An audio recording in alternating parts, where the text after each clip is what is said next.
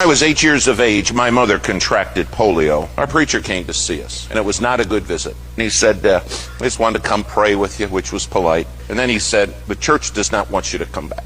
We're afraid of the polio. And my mom said, well, I understand the fear. And she said, that's okay. She said, we won't come back. But she said, Pastor, could you do me one favor and pray that God would give me something to do for him? That preacher looked at my mom and said, Miss Gibbs, you need to understand God's through with you.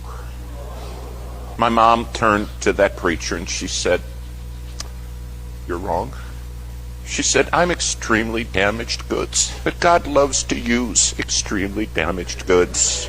And she said, you're wrong, Pastor. You're just wrong. When he left, my mom said, Davy, you come here. She said, God's never through with anybody. If you've got breath, you've got something to do for God. A new preacher came to town, and he dropped by our house to see us. He said, now, we don't have any kids, so there's no kids in our Sunday school, but we have a Sunday school, and how would you like to head that up? My mom said, I'd love to. And she said, now your Sunday school has 2 kids. And she said, I got a boy and a girl. He said, well, he said, it's perfect. And every Sunday, if there was just 2 of us, it was like there were 2,000 kids there. And she poured her heart into it.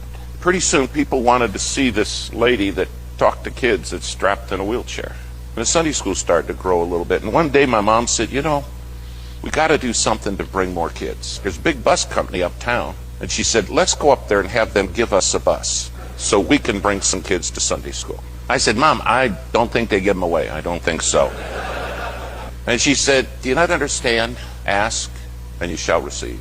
Well, boy, came the day we're to go up to the bus company. This young receptionist sitting there, a girl, and she said, can I help you folks? And my mom said, yeah, we've come so you can give us a bus. And the girl looked a little puzzled, and she said, you mean you want to buy one, or you want to? She said, no, we don't have money. We need you to give it to us so we can get kids to Sunday school. And here comes the owner. The owner comes down, nice man.